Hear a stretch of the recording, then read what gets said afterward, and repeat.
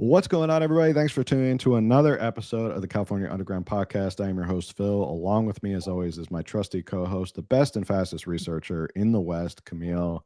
How are you doing tonight, Camille? Honestly, I'm a little bit emotional tonight. Not anything crazy, but my oldest Mhm. child will be an adult this week. My oldest child turns 18 this week. Oh, wow. This is a big milestone for him. Yes. And I'm like, on one hand, I'm like, okay, I'm old. Now I have an adult child. On the other hand, I'm like, I'm too young and too immature to have an adult child. But But here age you and are. maturity aside, it's like my kids are growing up, and that's kind of it's great, but it's sad. So Yeah. it's Well, bittersweet. I should say. he he's now a voting age. He's now voting So age. He that's exciting. he registered as a Republican, so that's good. Okay. So that's a And start. it's a start. Yeah. Okay. How are you? I'm good. I'm getting slowly better from my cough or whatever I had. I don't think it was COVID. Even though I talked to the PA or physician's assistant today, and they were like, "Did you take a COVID test by chance?" I was like, "No, I didn't," because I thought it was a cold, and I have a cough that just keeps lingering. And as I was saying before we hopped on, they gave me a whole bunch of drugs, so hopefully it just knocks it out. Um, but yeah, besides that, I'm good. I we this is going to be a weird episode, I think, because uh we kind of came into this, we were like, well, what topic are we going to cover? Usually we try and hit one topic and kind of really go in depth on it. So then we were like, well, one topic might not be enough, so let's do two topics, and then we added in Q&A. And then on top of it, it's election night across America. So there's a whole bunch of stuff going on. The Republicans have gotten shellacked across the country, which I think gives you an idea of where the electorate is. We can touch upon that a little bit, but do you have any initial thoughts about the election results, or have you been following anything that's been going on right now? I have only slightly been following. I was trying to catch up because yeah, I don't know. I for some reason I forgot yesterday when we were talking about what to talk about tonight. I think Hmm. like at like 5 o'clock yesterday, you're like slow news week. And I wasn't even thinking, oh well, there's like this election tomorrow night. And then all of a Yeah. sudden I was, reading up on our other subjects. And then it's like, oh wait, there's like their polls are closing. So I was Yeah. quickly trying to read up on what's going on. So I'm a little behind, a little. I have a few notes, but Yeah.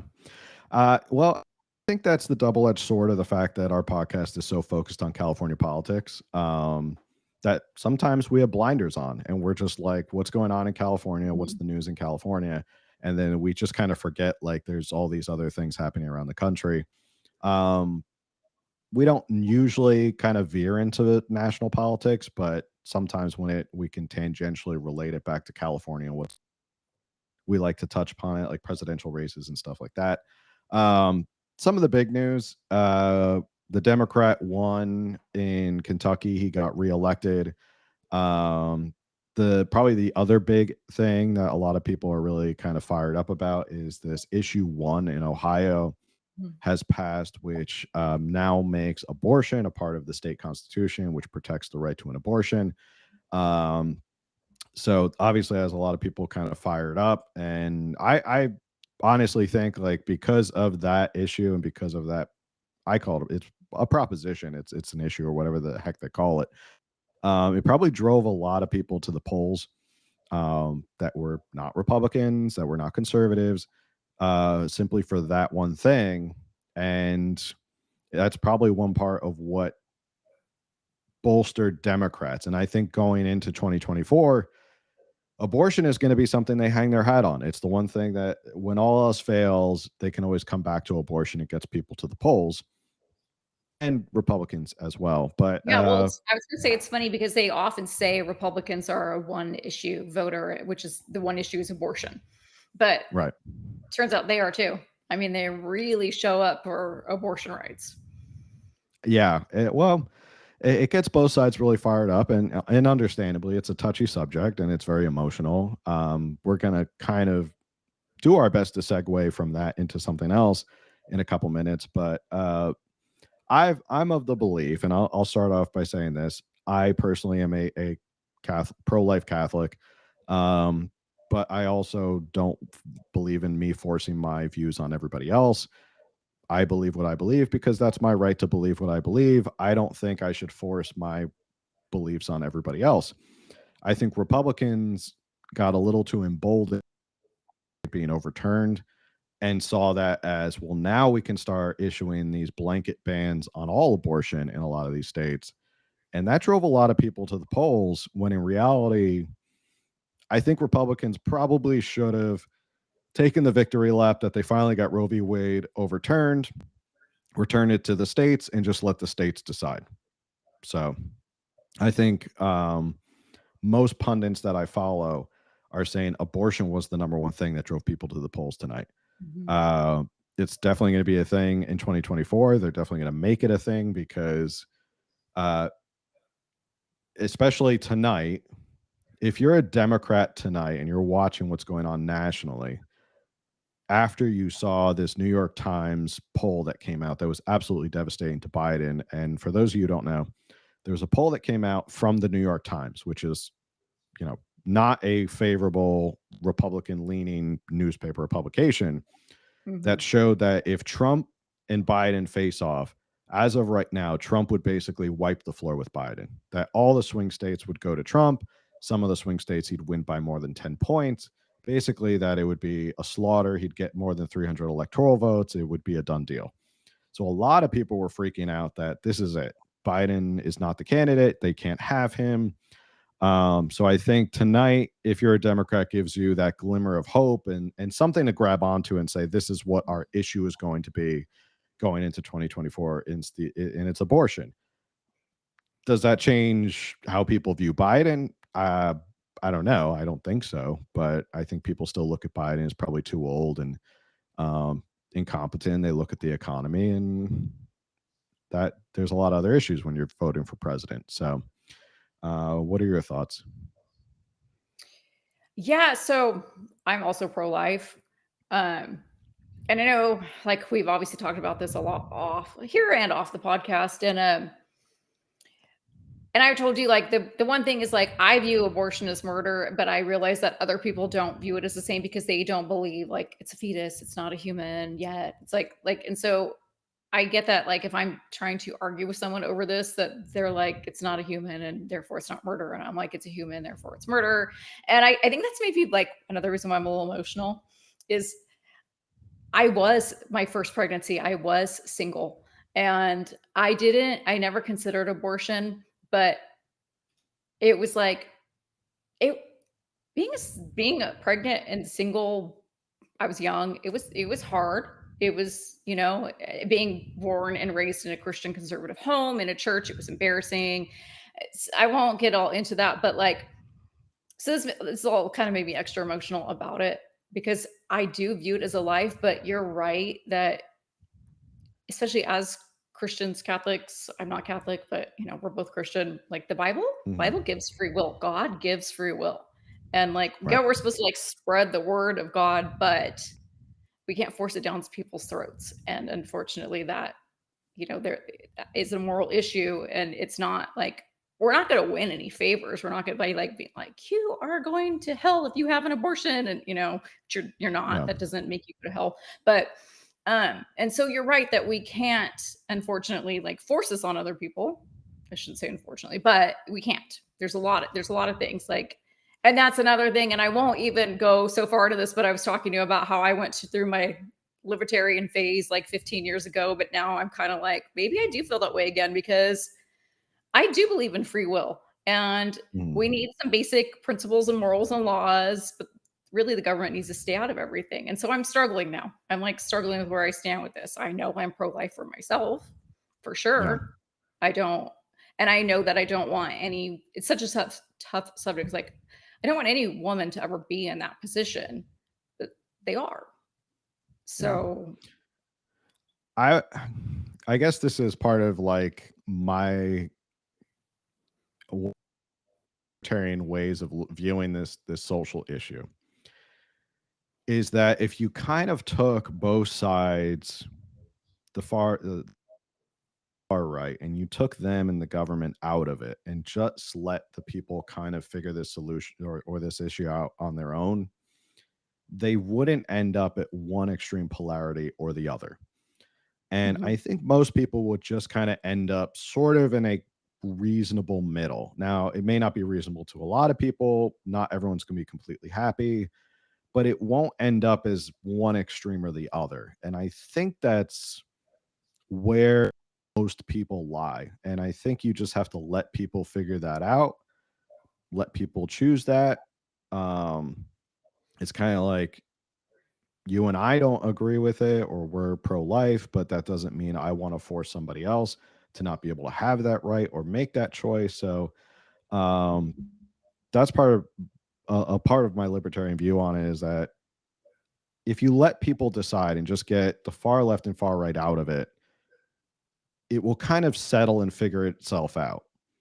And I don't think it'd be as extreme as people think make it out to be. Which kind of leads me to the first topic we were going to talk about tonight.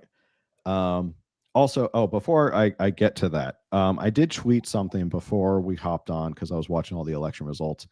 Um, I had tweeted out something, and this is something that just needs to be said, and I've said it before, but I need to say it again. Republicans are never going to make inroads or never going to do anything substantial until they learn how to start flipping voters in blue cities. I'm not saying you have to flip the entire blue city over to Republican, but you have to start chipping away at the city voters and urban voters. And a lot of people ask me, well, how can there be a Democrat governor in Kentucky when the state itself is so red, but you have a Democrat governor? Well, because a lot of these states are just jam packed with the urban vote and city votes and high concentration of blue voters in these cities. Until you start chipping away at that, there's really no hope anymore. So Republicans have to get off this. I don't know what it is. They just refuse to try and chip away at that. And I'm not saying again, I'm not saying you have to flip it, but if you got 40% of a lot of these cities, how different would California be if Republicans can pull 40% of city voters of LA or San Diego or hell, imagine if there's 40% of people in San Francisco were Mhm. Republican voters. I mean, that would be enormous flips. I mean, most of California and state elected politicians, the big state seats, are elected by the three big cities. They're not elected by the or Fresno or the Inland Empire or anything like that, or the state of Jefferson. They're elected by big cities. And Republicans have to stop trying to scrounge for votes in these rural areas where they already have a comfortable lead and start going after the cities. And to that point, this was actually pretty interesting.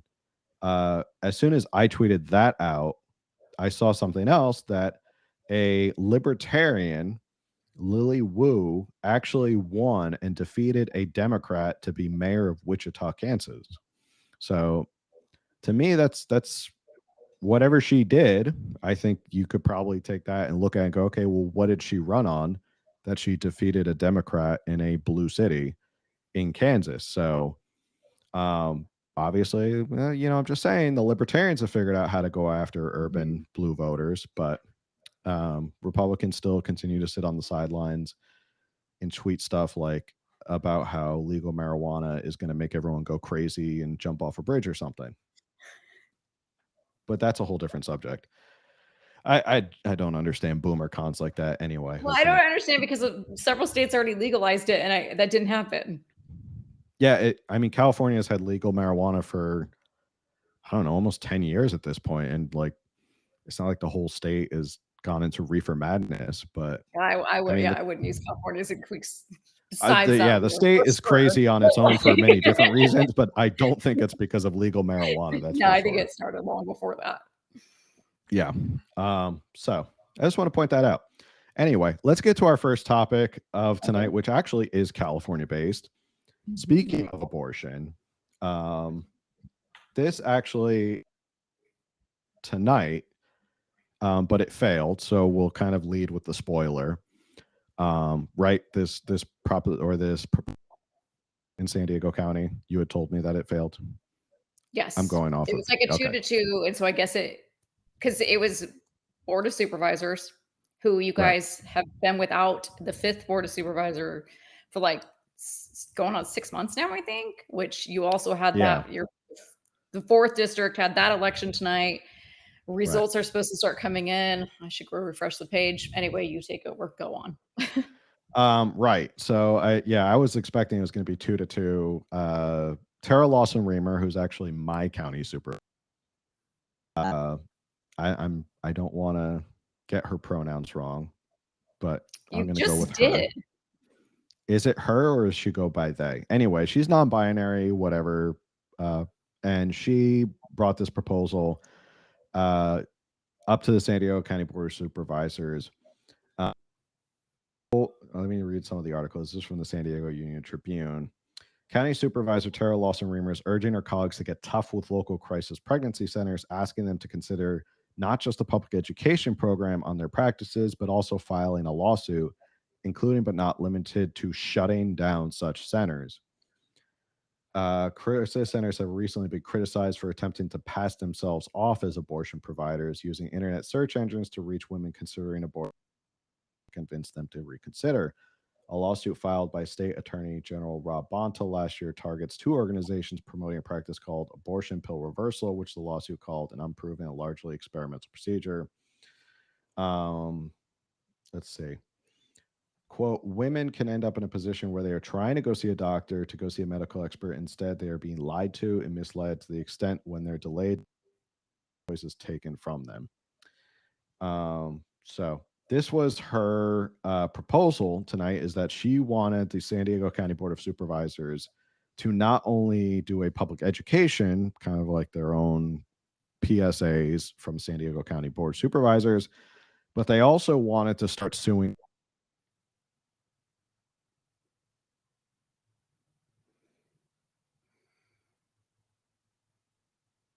I They existed until just this past year, but I did more research and I learned more about what they actually are. So this is from Charlotte and Logier Institute. Basically answers the question, and this was 2021 study. Pro-life pregnancy centers, formerly known as crisis pregnancy centers and also pregnancy care resource centers, are faith-based, community-based organizations which first began to appear in the US in the late 1960s as abortion was becoming legal, to provide care and resources to assist women with immediate and ongoing needs related to unexpected pregnancy. Their focus on alternatives to abortion, also known as life affirming services, was and is designed to empower a woman to welcome her child into the world. Today, pregnancy centers provide an expanded range of essential and professional care, encompassing support services, medical care, and resources, usually at no cost to the women, men, and youth they serve. Personalized care is provided with a respectful and supportive environment by trained workers and individuals. Um, right. So let's see. Um, just looking over some more facts here. Da, da, da, da, da. It goes on to say pregnancy centers have been under attack by pro abortion advocates since first opening their doors. A 2015 California law dubbed the Reproductive Fact Act, which forced life affirming pregnancy centers to display information, including a phone number, on how women can obtain a free or low cost abortion, was struck down as unconstitutional by the U.S. Supreme Court in 2019. Was a victory for free speech protections. Similar laws in Maryland, New York, and Texas have been found unconstitutional at the federal court level. Pervasive attacks against pregnancy centers in academia have increased over the past decade. Efforts to demonstrate and validate valuable, impactful care provided at centers remain vitally important to protect. They do. Um, so as I these pregnancy centers are the polar opposite of Planned Parenthood, which is if something were to happen, you can go to these centers, they help support the mother, all that, and they give you that alternative to abortion. Um, I don't see the big deal about it. I think Democrats have made this an odd issue, kind of. They're pro-choice. This is their big thing. They're pro-choice as long as you choose the choice that they want you to, which is go get an abortion from Planned Parenthood. Also, if anyone wants to talk about deceptive titles and deceptive marketing, isn't it interesting that Planned Parenthood actually has really nothing to do with Planning Parenthood, because you can get an abortion, you won't be a parent anymore? That to me seems deceptive about that. But this new attack on pregnancy centers uh, is an interesting attack by Democrats, that they just don't want people to have this option. What are your thoughts about this? Yeah. Um, it is interesting especially because these aren't being funded by the state. These are, nonprofits, community-based, church-based, whatever. Okay, so back to myself, for example, like I said, abortion was never an option for me. I was pro-life, but I also had to support a family. My mom had told my sisters and I when we were not super young, but younger, she had known of a family who their daughter had gotten pregnant younger and decided to give up the baby for adoption, but we want the baby, and there was a whole legal fight. And my mom was like, if you girls are ever in that situation, we will adopt your baby. And my parents did not adopt my baby. I had my baby. But some women don't want an abortion. They just don't see another option for whatever reason, Mhm. whether it's financial, whether an abusive relationship, whether it's because the guy was like, no, I'm not sticking around if, whatever. And so there's obviously a million reasons why they're going to go to abortion. It's not necessarily because they don't want the baby. It's just that they don't see any other way. That's where these Mhm. crisis pregnancy centers come in. It's like, okay, you want your baby, we're going to help you. We're going to, and then they can even help you with adoption too, with just getting you through the pregnancy. And I don't see why the state, because I know we're talking about San Diego, but the state, we've talked about it before, has led an attack on this. I mean, they put up a whole abortion access website with, report these crisis pregnancy centers. It's so sick and bizarre to me. Mhm. Because again, women like myself who didn't want an abortion, but there's women that don't have that supportive family who, Right. that's where they go. I also think So, it. Yeah. Sorry. Go ahead. no, it's okay. Go ahead. No, I was just gonna say, I think it's also, I guess it's kind of insulting to the women who, because they say a women fall for this, and they fall because it's deceptive marketing. And I mean, it's no secret. Like, if you're a pregnancy center or a pregnancy crisis center, and you want to help to keep the baby rather than to get an abortion, it's not unheard of that you're going to add into your search terms for Google or whatever, that women who are looking for abortion centers, you might want to get in front of them and say, like, hey, wait a second, like, think again, maybe you want to keep the baby. Here's another option. I mean, if you type in anything, you're gonna get competing ads or competing search terms, because that's how marketing works online. Mhm. But it's insulting to women to say that they get duped, and they don't know what's going on. Because if you were to go to a pregnancy crisis, it's very clear they're trying to convince you to not get an abortion, but you are determined to get an abortion. You probably would leave that center and go, okay, I have to find someplace else if I want to go get an abortion, because this place is not going to do it for me. So I think that's kind of insulting to those women, to say that they're, I guess, that gullible or that naive, that if they go to these pregnancy, that they can't figure out, this place isn't going to give me an abortion or perform an abortion, but I guess I'll just stick around until they might get perform. Right. They've never told me they're going to perform an abortion, so Yeah, it's not um prison. You don't walk in there and you're stuck in there for 9 months now.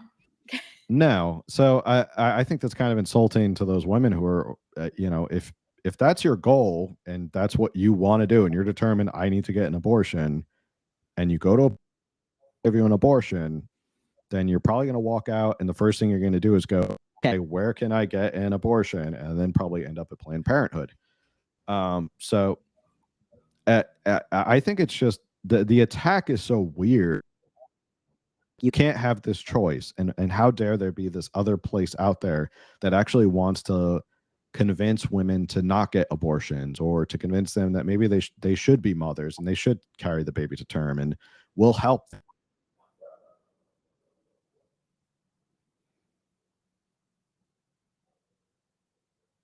mothers who are in need, or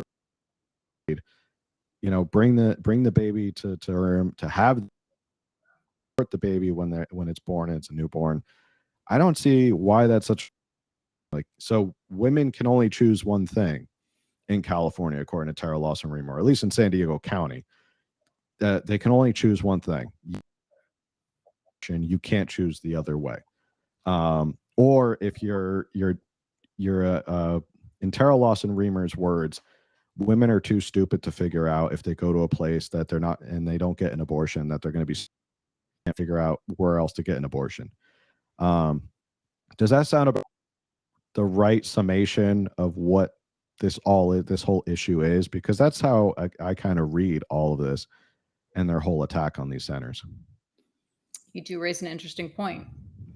And if we are too stupid to know the difference, then I think she's a she, probably shouldn't be on the board of supervisors, because it's a lot of, it's a lot of decisions being made by someone who's of the gender that's not capable of making rational decisions, apparently. Right. I mean, if she thinks women are too stupid to figure this stuff out, she can't be much of a feminist. She shouldn't be voting. I mean, yeah. What am I even doing here right now? I mean, should we just repeal the 19th Amendment? Is that where we're going at this point? Yes, but should women be allowed to vote on that? Should women be allowed to vote on repealing the 19th Amendment? That's a good question. It'd be interesting if women all of a sudden were like, I'll repeal the 19th Amendment if I don't have to worry about being drafted or anything like that. Anyway, there's a 5-minute video I wanted to show because I watched it. And it actually was more informative about pregnancy centers, or these pregnancy crisis centers, and what they do. Funny enough, we started off the show talking about Kentucky. This actually takes place in Kentucky. And I will try my best. Don't do any air quotes. I won't do any air quotes. Like, no. Keep your hands just like. I also need to figure out how to turn that off in iOS. For those of you who didn't watch last week, or maybe you're just an audio listener, we had an interesting, do the air quotes, an interesting interruption with confetti and balloons based on the new iOS. Anyway, here's the video. We're going to watch it. It's 5 minutes. I'll do my best to narrate for the audio listeners what's going on. So yeah, here we go. Less than a day after the overturning of Roe v. Wade, everything seemed a bit too quiet, and I looked at the video cameras and noticed the footage that I was viewing. Right?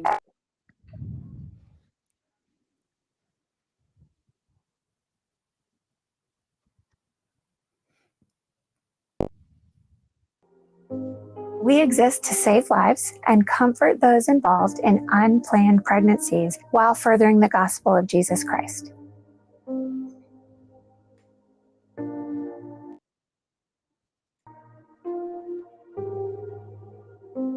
We're the only pregnancy crisis center in Lynchburg. We have 2 operating rooms that our nurses are able to do the life-saving ultrasound. You would be able to see that flicker on the screen, which is the heart beating.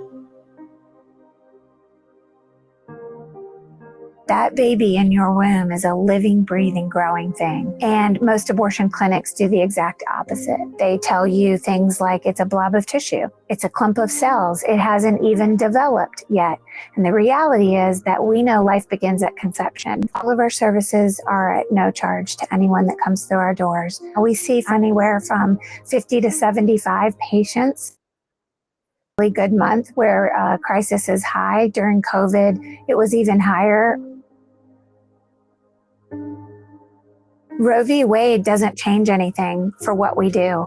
Women will need us now more than ever. When you agree to partner with us and come to our classes to gain the knowledge of what it would be like to be a better parent, what to do with this baby that we're helping you choose life for, We do not want financial resources to be any hindrance in your life. The diapers behind me and beside me, all over me, are provided by anyone in the community. Just an amazing support of churches, businesses, life-affirming individuals. People are very proud of what we do. So I was a bit shocked that we had been hit.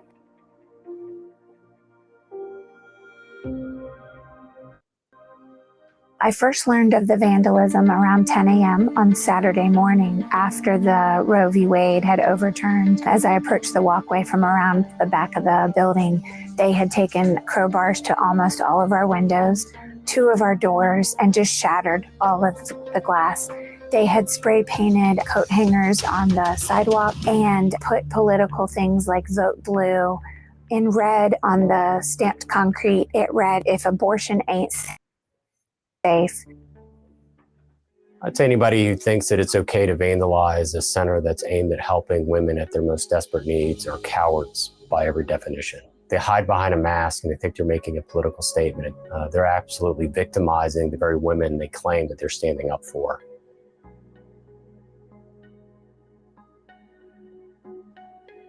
That was Virginia. Virginia Attorney General was the one who was just speaking.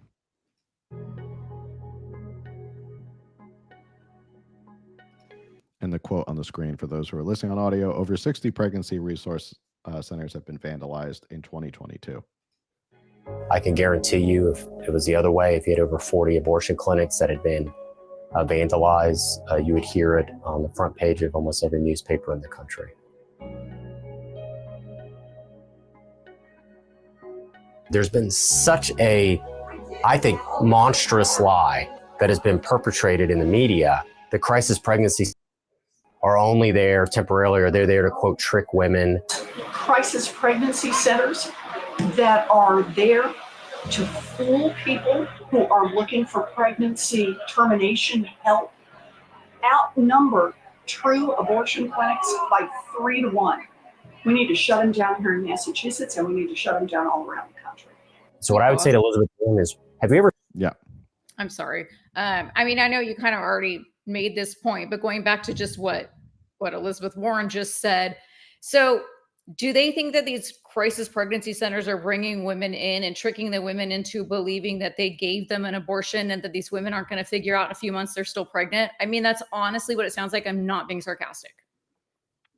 Right. I don't, again, you would have to begin at the assumption to make their argument feasible. You'd have to begin at the assumption that you believe women are naive and stupid and can't figure out on their own that if they go to one of these centers, they're not going to get an abortion. So somehow they're going to be tricked into not getting an abortion. And if you're talked out of an, say you go to what, you end up at one of these places and you're a woman who's carrying, you originally think, I want to have an abortion. You end up at one of these pregnancy centers and you sit down with this nice lady and she talks to you. You leave there and think, maybe I don't want to have an abortion.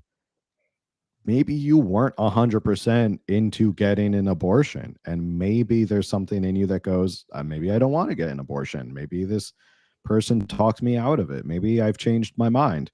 But you're right. It does begin at that. You would have to start at the presumption that stupid and naive and they can't figure out that these pregnancy centers are not going to perform an abortion. Once we finish the video, I want to bring up something as well about the 3 to 1, but we can finish this video and we can talk about it a little bit more. Have you ever seen the rooms like this of clothes they want to give to young expected mothers, or the ceiling to the floor of just toiletries and diapers and the services they provide? Shadow an appointment, show her the life-saving measures that we are able to do. And I hope and pray that she would gain an open invitation. What's your message? Immediate forgiveness. If you were to dwell on what they had done, false accusations they had made, it would be easy to fall into unforgiveness and even bitterness because you feel so violated. But I know as a Christian, I've walked that path many times. I won't allow my heart to go down that direction. When they walk through our doors, from the moment they enter our lobby, they receive nothing but love and compassion and guidance and support. We not only help save the crisis pregnancy, we care about the whole person.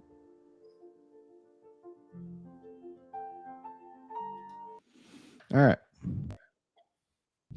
I thought that video was pretty interesting because, well, one, I think it gives you a glimpse of inside of what a pregnancy center really does, the people behind it, also the attacks they've been getting, especially after Roe v. Wade was overturned.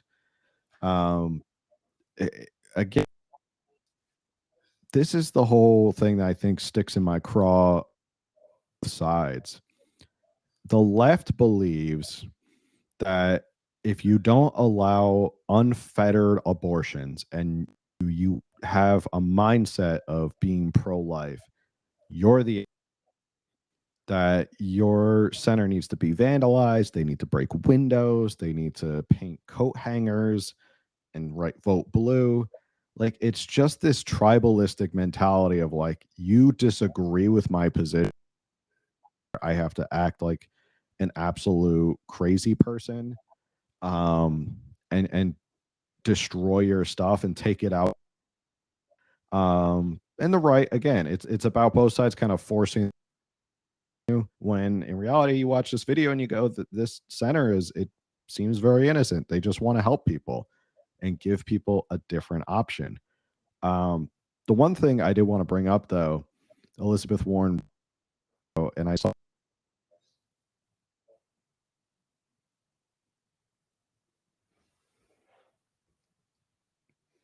and I think that's You cut interesting out, and I really want to know what you had to say, and you cut out. how Elizabeth Warren brought up in the video that pregnancy centers outnumber abortion clinics 3-1. And I saw this headline a lot when I was doing research for the show and thought, that's interesting. And I think that goes back to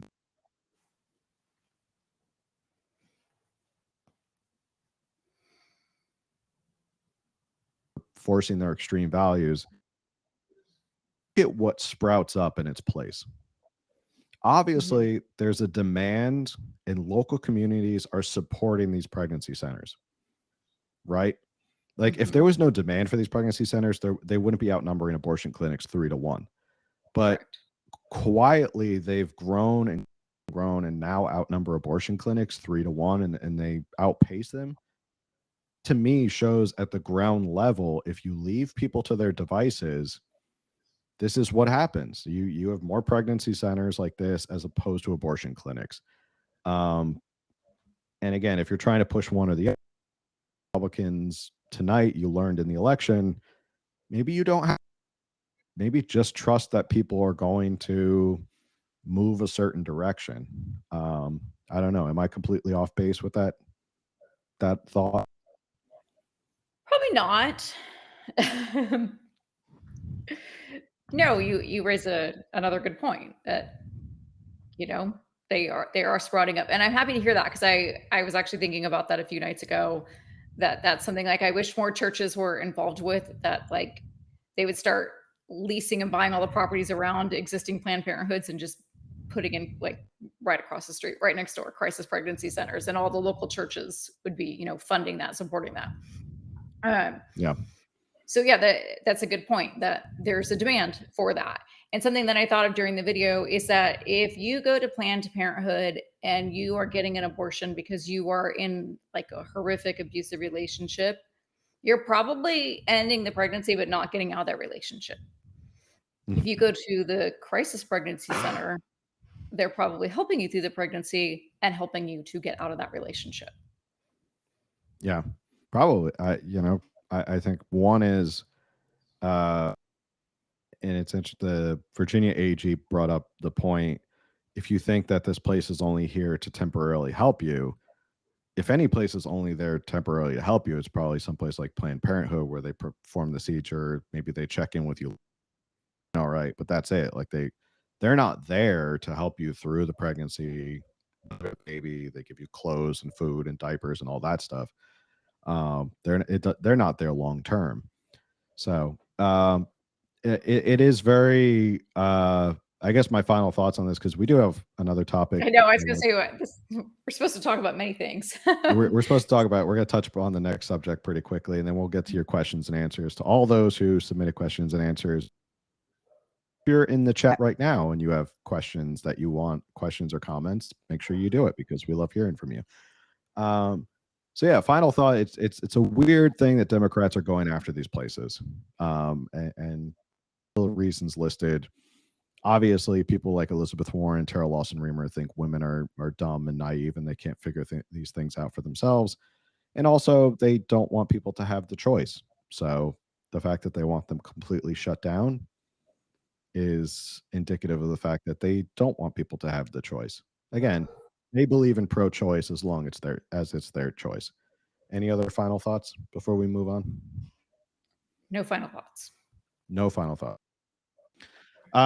Next topic really quickly that we want to touch upon is more of a little bit lighter hearted. Well, maybe not super lighthearted. Definitely a little bit lighter than abortion crisis centers.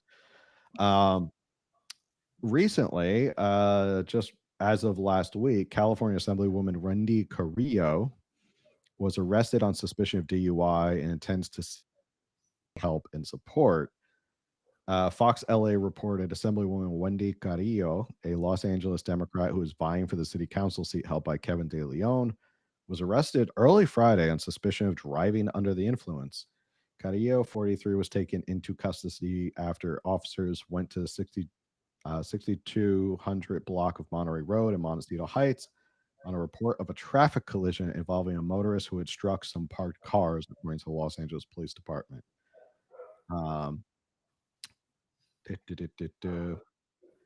Then she issued the following statement. Early this morning, I was involved in a traffic incident involving parked vehicles. Thankfully, no one was harmed, and I had been cooperating. As a public servant, I am aware that I must adhere to the higher standard that demands personal accountability for my conduct, and I accept responsibility for my actions. I sincerely apologize to my family, constituents, colleagues, and staff for any actions of mine that have fallen short of the expectation. I intend to seek the necessary help and support. As I do so, I remain dedicated to my family, my constituents, and the community that I grew up and am proud to represent. So it doesn't say what it doesn't say what her blood alcohol was. But either way, if you're hitting parked cars,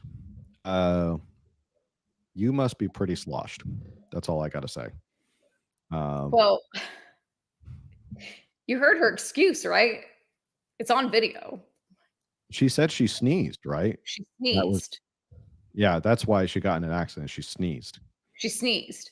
So then the next day she releases a statement that she's going to seek the necessary support and help for sneezing. Yeah. Well, she was trying to get out of it and play it off as if she sneezed. That must have been one hell of a sneeze if she ran into multiple parked vehicles. I mean, that's a monstrous sneeze to make you drive into multiple park. One, maybe, I don't know, maybe you could assume one parked car is fine. Even I don't think a sneeze would make you hit multiple parked cars. But she lied. She got caught. Why would you even lie as well? It's going to come out. It's public knowledge. Like, it's going to come out that you got arrested for DUI. Like, why are you trying to say you sneezed and lie? Because when you're so drunk that you hit multiple cars, your brain is obviously not in the right place. Yeah. And so you quickly come up with something stupid like I sneezed. Right. Just as an update, Mothers Against Drunk Driving have not issued a statement about Wendy Carrillo drunk driving. So keep a lookout for that. Okay. There's also no organization for Mothers Against Sneezing while driving. They haven't made a statement either. I'm gonna start one. But this is, it's interesting. It's happened once.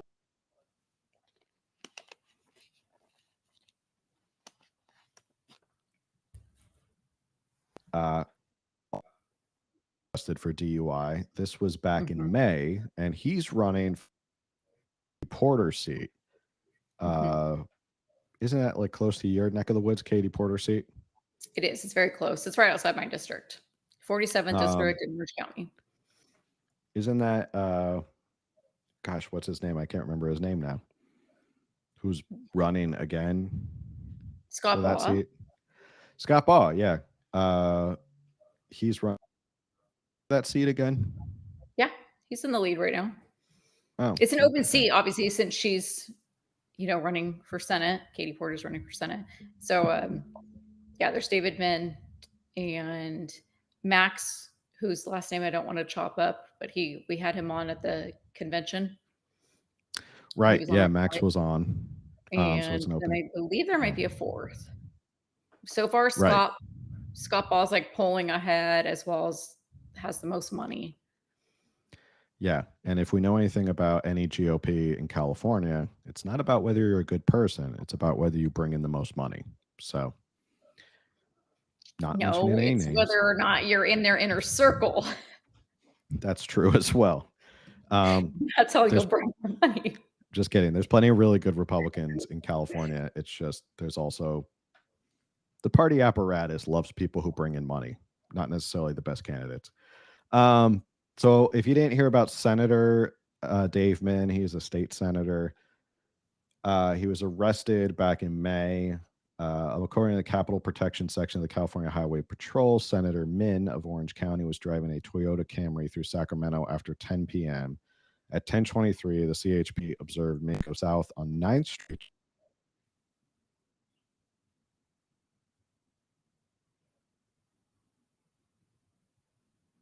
Broadway before finally pulling him over at Riverside and Broadway. The officers proceeded to conduct a DUI test on Min. However, he failed and was arrested on suspicion of driving with a blood alcohol level above the legal limit of 0.08. It was later confirmed with Min that being formally charged with a DUI misdemeanor in Sacramento County Jail on Wednesday morning. The center was then subsequently released. I believe I read somewhere that he was actually more than double the legal limit. I think so. Yeah, I thought I read that. So he's like ordered to attend 30 hours of a licensed, help group, something like an AA type thing, and then probation for a few years, something like that. I will say this: I've done a couple DUI cases. It's called a first time diversion program. So if you get arrested for a DUI the first time, they're going to send you on this probation diverted sentence and all that stuff. So it's not uncommon. It's not like a sweetheart deal, but it's just normal that you would be on probation for like 3 years and then you have to do these classes. So he was like double the legal limit. He did not drive into any cars. He was just pulled over because he wasn't stopping at any lights. Somebody had said, one of his constituents said, quote, "I've been a Democrat forever and I voted for Porter here since she first ran for the House," said Maria, constituent in Means District, who lost her brother in a drunk driving incident several years ago. Quote, "I was even planning on, but I just can't now. I'd rather see a Republican candidate win than him representing me. I know how they always say that it's a mistake and they're human, but those words mean nothing when you've lost someone." So yeah, it's what's up? Well, you had texted me and said, I wonder what the like how many people have been killed via drunk driving in California versus firearms, which I think meant Camille will find that out for me. But at least that's how I took it. Okay. Yes. That was put the research hat on and go figure this out. Okay. So so then I pulled up some 2022 stats, and there were 1,069 drunk driving fatalities in California in 2022, and 3,576 firearms deaths. Over half of those are suicide. Okay. So not to say that justifies it, but obviously, and their mass shooting, when you take away guns, they're. Yeah, I mean, that was my first thing I thought when I see like these Democrats, especially California Democrats, who are voting for the like strictest gun laws in America, and then they get caught driving drunk. It's like you are getting behind the wheel of a car, which is itself a deadly weapon when Yeah. you're drunk. And plenty of Deadly people weapon when you're not. Yeah.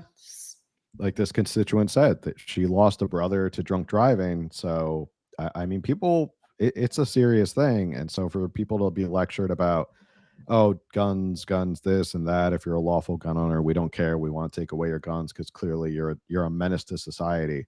Well, clearly, two California Democrats are menaces to society because they don't know that if you drink, you shouldn't be driving. And it's not like they can't. I mean, if they're on a campaign event, they can't order an Uber or a Lyft and just put it on the campaign expenditure. Like, is it that hard to think to Well, do if they can something like afford to go that? out and drink, can't they afford an Uber too? Yeah, and there was this tweet of Dave Min like hours before, and it was from this lady, Laura Friedman. It says, always inspiring to join activists from pro-choice California. See, it just all comes full circle as they fight for hashtag reproductive justice on hashtag Gnarl CA Lobby Day. So it was a political event that he was at. Okay. And they have another picture of him in front of the bar, which is showing that, yep, there was alcohol and he drank. So could have been, he could have just, I guess if he's there on a campaign or official business, he could have used it. But anyway, moral of the story, why can't California Democrats drive sober 2 in 1 year? It may not seem like a lot, but 2 is still a lot. I mean, the fact that it's happened twice already this year. I mean, you would think after Dave Min gets pinched for a DUI, you think every other politician in like, I'm not going to risk it. I'll probably just Uber or take a taxi. So You would hope, but right. So I don't. It's the year's coming up pretty. The end of the year is coming up pretty soon. So I'll be surprised if there's another California Democrat who gets arrested for DUI. But you never know. Crazier things have happened. All right. So the last thing we want to do, we asked. Sorry, go ahead. No, before you get to the questions, San Diego update. Okay. With voter turnout, 17.9% of ballots counted right now for Board of Supervisors District 4 special election. Monica Montgomery Stepp, if I'm pronouncing her last name correctly, has 61.45% of the votes, with Amy Riker with 38.55% of the votes. That is 17.9% counted right now. That's a big lead to overcome for Amy. She's a fighter. We'll see how that plan pans out, but that's a more than 20 point. It's a big swing. Which would be a shame because we'd have 3 Democrats on the supervisor board again, and 2 of them, I would say 2 out of the 3 are very, very far left leaning.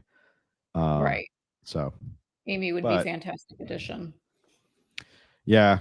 I mean, I guess the only hope is next year Kevin Faulkner's going up against Terra, Lawson, Remer, so maybe he can get her out of there. But anyway, all right. It's just to think, if she was on the board tonight, that proposal to start suing and shutting down pregnancy centers probably would have passed, and they would have been using tax dollars to pay for that. All right. Ready for some questions and answers? Yep. All right. So this was posted on Instagram. We do this every once in a while to get your guys' feedback, get you involved in the show. So we will do our best to get through all of these. Again, if you are in the chat and you want to bring up any questions, feel free to. Whatever happened to the idea of dividing the state into sections? I guess nothing. Yeah, I mean, I guess he's referring, or she is referring to the idea there was that like New California initiative not that long ago. They were going to split up the state into like 3 different pieces or something. Right. I haven't heard any any talk of that recently. Months. So yeah, I don't know whatever happened to that idea. You did not give me that question beforehand, therefore I did not have time to look that up. Well, Thanks. I want to save some. Wanted to So see how much I knew off the top of my head. yeah. Well, I mean, also these questions are coming in like up until the show. So yeah, I haven't heard anything in a while about whether or not they're going to try that again. That's a tough sell. I mean, I would be surprised if we ever see a state split up in America anymore. I think everything's kind of concretely set at this point. You're not going to see like a split, like a West Virginia and a Virginia and North Dakota and whatever, all that. It'd be monumental if it happened and they split up California. They But could it's probably more than afford just to splitting it and then being like, okay, govern yourselves. It's like there's so many issues at hand that would have to, I mean, like we get our water from Northern California. Right. Like things like that. Yeah, like if you cut off Southern California from like Northern California, then they'd have to like work out a deal between the two of them. Like it's a lot. Like it's a lot of paperwork and logistics and stuff like that. I'm not saying it's not a bad idea. I think I'm never going to say that. It's a lot to get done. And I think probably a lot of people voted against it because, or I don't even know if it made it to the ballot. Did it? I don't even remember if it made it to the ballot. No. So whatever happened to it, I don't know. They tried, it didn't work out so well. How can we get our border closed is the next question. That's a federal issue, I believe. And I'd be surprised right now. The whole border issue is turning on Democrats. Democratic mayors of cities are upset because they don't have the money to support this stuff anymore. Even Governor Newsom in one video we reviewed sort of admitted that he was a fan of the border wall. So again, it's when it politically doesn't make sense for them anymore that you'll start to see changes at the border wall. I mean, Biden already is going back and building more of the border wall. He unveiled that and announced that. So yeah, Democrats are slowly changing their tune. Congressional and Senate seats. What's that? We got to flip those congressional and Senate seats. Right. Yeah. And, get Biden out of the White House. Any way the state can turn it around and stop mail-in ballots require voter ID laws. Okay. Well, first off, I can tell you the way not to do it, and that is to support anything Carl DeMaio is doing on this issue, because he's not going to get anything done besides enrich himself. There, I said it. Now the only way you're going to do it is unfortunately, and this kind of sounds like circular logic, is you're going to have to elect people and get Democrats out of office. Right. And I know a lot of people say, well, how are you going to get people out of office if they're using mail-in ballots to win elections? And well, you got to play the game. You gotta jump in, and you got to do ballot harvesting. You got to get on top of it, and you got to start flipping seats slowly but surely. Whether it's Republican or Libertarian or Independent, that's going to change this. But that's the only way you're going to do it. There's not going to be a lawsuit. There's no legal Kraken's going to be released. That's basically it. You have to change the legislature who's going to change the laws. Where can we move if Newsom becomes president? Costa Rica. Costa Rica is very affordable. It's pretty limited government, but you can't own a firearm unless you're actually like a resident there, not just a temporary resident. Right. Something to keep in mind. Can move to Mexico. Yeah. Who knows if Newsom is going to try and become president? Well, somebody else asked this question, so we'll get to that. Cities kind of, you said, I think you answered this question. Cities, counties in California that have laws that move them to that force them hand counting votes only and ban mail-in votes. So another mail-in vote question. Well, I kept rereading that question because I didn't fully understand the way it was worded. Like maybe I'm answering wrong because maybe I misunderstood the question, but Newsom signed AB 969, which allows hand counting only in some very limited circumstances. And so no cities or counties are banning mail-in voting in California. Did you read the question another way? Was I? It's kind of confusing how to read it. I guess the question is, are there cities or counties that have laws that are going towards hand counting votes only and are going to not do mail-in votes? I mean, I don't think there's any in California. Correct. So, how can you prevent Noodles, love the Noodles reference, from president or congressional run? Unfortunately, there's nothing you can do to prevent him from running. The only thing you can do to prevent him from winning, I don't think he'll run for Congress. I think that's below him at this point. He's going to run for president, whether it's 2024 or 2028. Yeah, he's young. He's got time.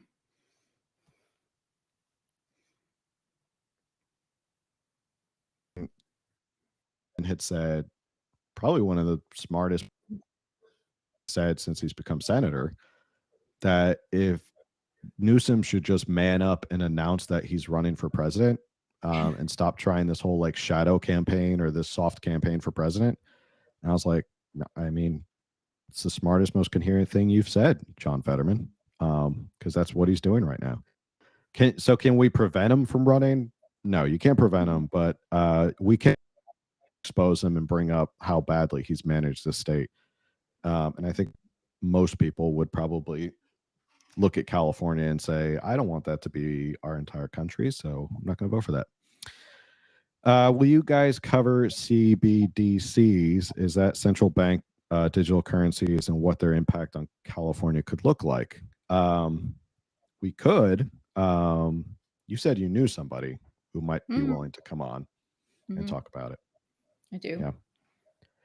I know, I guess from, I don't know financially, but I know, I guess politically, I don't like the idea of the government completely having control over our money digitally and being able to like peek into our bank accounts and all that. So, Bill, what do you like the government having control over in your life?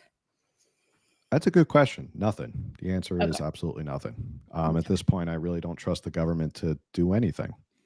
One day I'll completely write out my political theory, which I like to call the dirty parking meter theory. I'll go into that one day. Is this like a plug for your book? Is it a plug for my book? No, that's a different topic for my book. This is well, I never heard this before. Why are so many illegal aliens wearing Bass Pro shirts and hats? I don't know. I didn't even know that was a thing. I like numbered it. I wasn't aware. I have my text. I didn't even know that. And I just like all my responses like I wasn't aware that was a thing. I'd love to hear more about that. Yeah, I didn't even know that was really a thing. The salaries earned by director, I believe that means directors of the homeless NGOs and the source of funding. I did find this article. So yes, you're on to something. A lot of these nonprofits that do homelessness or homelessness outreach here in California, they make a lot of money. And the people who run those also make a lot of money, like $400,000 to $500,000 a year. I did find this old article. Shady little wording. Yeah, it's nonprofit, but it's big profit for the people running it. This was from December 28th, 2019, entitled, Who Has Profited from the Homeless Crisis Financially and Politically? In LA, they passed this Measure H, and the quarter-cent sales tax was estimated to raise $355 million a year for 10 years to fund homeless services and prevention. The sales increase will amount to $3.55 billion, yet the city continues to ask for more funding. And Measure H also allowed $41.1 million to be advanced to LAH I think that's the Los Angeles Housing Services, something or other. For Lynn to fund ramped up services and operating expenses. Despite millions being thrown at the homeless crisis, under Lynn's watch, the amount of homeless grew by 33%. Lynn, who I believe is the CEO they're referring to, stepping down at the end of December, has been making close to $250K a year for the last 5 years.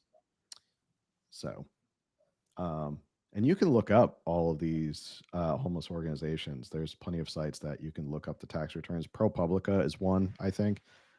You know about this, where you can go research this more, but I know I said we should do a training on this sometime.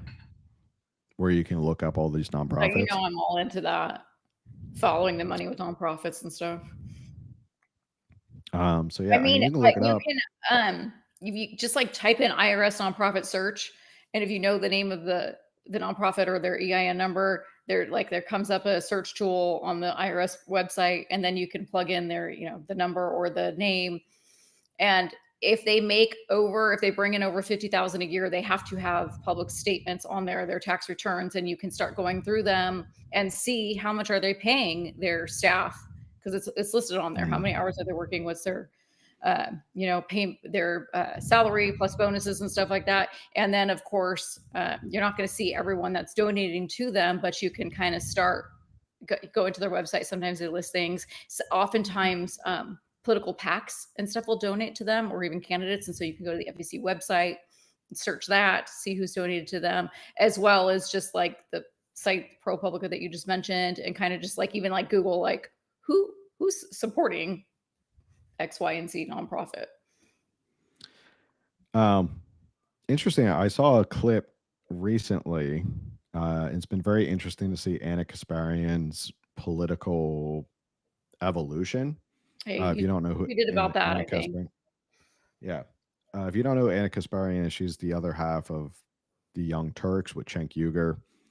And recently, some people have been saying it's coinciding with after she became a mother that she's been changing her policy and her tune on progressive policies. It happens. That's why there we go. That's why they don't want crisis pregnancy centers. That's why they don't want pregnancy crisis centers, is because when there's more mothers, they end up being more conservative and not so progressive. Yeah, she was on the Patrick Bet-David show, and she was going off about California, and she was saying how all the policies have failed and how much they've spent. She was talking about the billions of dollars, and she even brought up these nonprofits are making, these CEOs are making $500,000 for homelessness, and she's sitting there going, "What? Why are you taking my money and my family's money, and you're making $500,000 a year, and you're not solving the issue?" So, and she even said it's made me question my progressive values or my progressive beliefs. So she's even on to something as well. I think the more you expose this, you might get people more fired up about what's going on with homelessness in California, because it is an entire money laundering racket that people are just making money hand over fist. For sure. And the sad thing is that there's people out there who think we've spent $18 billion. Why don't we just let them spend more money? Because that's the issue. We should just let them spend more money. But next question. Can the ammo tax be removed in a few years when Gavin gets out of office? Sadly, I don't think so. I don't think it has anything to do with when Gavin gets out of office, because the person taking over for him will likely either be Rob Bonta or his lieutenant governor. It'll probably be, I'm going to venture to guess it's Rob Bonta, who is vehemently anti-Second Amendment. So I don't think the ammo tax is going anywhere. Different than yours. It's different than saying, well, I said short answer, yes. It can be, yes, but not overnight, and not just by removing Newsom. Yeah, California is the only state with ammo tax, but we have an extreme majority of crazy drunk driving liberals making laws and passing bills. So we have to vote the crazies out. Turning California red will take many years. Yeah, I mean, it's not just about getting Newsom out, like you said. Like, we're going to have to really flip, Assembly and Senate seats if we want to overturn any of these crazy bills. Right. And that's going to take time. Unless somebody comes up with a brilliant lawsuit that says you can't tax ammo because it's protected under the Second Amendment. Let's do it. That's the only. That's the fastest way I can think of. If Newsom runs for president of the United States in 2024, could he realistically win against Trump or anyone else? I'm gonna say, if he's running against Trump, probably not. Well, I don't know. That's actually a good. I may be changing my tune about that. I mean, the New York Times poll showed that Trump would beat Biden by a landslide right now, that he's going to win in all the swing states. I don't think Newsom would be able to carry a lot of those swing states, like the Rust Belt. I just don't feel like Gavin Newsom could do that. I don't think he could connect with swing voters in Pennsylvania, in Michigan, and Wisconsin, all that. He's a pretty boy from California, and people in those states look at California and think that state has gone completely to hell. I'm not going to vote for you for president. So I would say, look what Ohio just turned out to do. Issue 1. That's true. Which was probably primarily women. Mm-hmm. And those women, because as we already talked about, women are stupid and can't make decisions, because hence why they get tricked at crisis pregnancy centers. No, but that's not what you're saying. That's what Terra, Lawson, Remer is saying. I know. Sorry, that was a sarcastic comment. But this is true. We know this. We've seen this over and over. And we talked about it last week. People think Gavin is so handsome. And they get so caught up in that. Oh my gosh, do they get caught up? But he's so good looking. Oh, he's so good looking. And like, apparently that matters. Yeah. So women who want these progressive abortion policies, probably also, he's pushing the 26th Amendment of the anti-gun thing. Like, they're probably totally on board with that. Like, those same women in Ohio are going to show up and be like, yes, pro-choice, anti-gun, yes. Yeah. Yeah, and if it's Trump did have a problem in 2020 with suburban women. Mm-hmm. That's no secret. He did have that. That was his weak spot, which probably didn't help him win a lot of those swing states. So there is a possibility that Gavin could swing that. So, and he, again, I will say this every single time, he is a dangerous politician because he's good at what he does. And I think like we are paying attention to California because we live here. I think most people are not paying attention to like what is actually happening with Gavin Newsom. So the second that he should put his name in for president, then that's when people are going to start looking up at him. And then that's when he's a smooth talker. He's easy to look at. Like, all those things are going to be like, oh, I want to hear more about what he has to say. Yeah. And I'm not saying that's going to make him win. I'm just saying these are advantages. Yeah. And it makes, it could be a pros in the pro column for him. I think once he runs, I think any opponent of him is just going to run constant ads showing California over and over and over again. I hope so. They're going to show the smash and grabs. Just go tour San Francisco. Like, is that what you want? Yeah, just show live footage of San Francisco and show how all the stores are gone. Now they're promising that they're going to make it safe for the holiday shopping season, just for the holiday shopping season, not for the rest of the year. That's all right. Screw the rest of the year. If you live there, responded my sarcastic comment to you. Well, there's no shopping left because they all left San Francisco. So of course, it's like no shoppers were harmed this holiday season in San Francisco because they weren't there. Exactly. So could he make a run for it? Sure. Crazier things have happened. He's going to run for president, and there's really nothing going to stop him, whether it's 2024 and he's forced into it, or it's 2028. So we'll just go to see. I think we're of the belief on this program that he's probably going to try and weasel his way into 2024, because I think the polls look horrible, Biden versus Trump. So maybe they figure slide Newsom in there, some new energy, some new fresh blood. But yeah, I'm sure we'll be talking about this way more. But yeah, that was fun. We should do this more often with the question and answers. Thank you to everybody who submitted. Um, so hopefully you tuned in and heard the answer to your questions if you did submit an answer or a question. All right, that's our show. The show that we were 24 hours wondering if we'd be able to fill up a full hour with, and we blew past it, and it's now an hour and 15. So we gave you way more content than we were expecting. So next we have our first presidential candidate on the show, right? Yeah. And everyone's Michael like, Reckenwald. ooh. We're having Michael Reckenwald on, who is running for libertarian. He's the libertarian candidate. So he'll be on the show. And then we have tentatively, can I say that we have Bill Asaley coming up in 2 weeks? Yes, the 21st. Right. So we're looking to get everything scheduled for the rest of the year so everyone knows what's going on until the end of the year with the holidays and everything.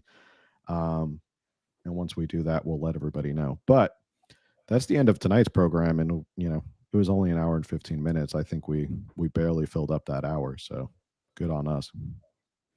I think we just barely had enough stuff to get through that hour. Wouldn't you say? Yeah.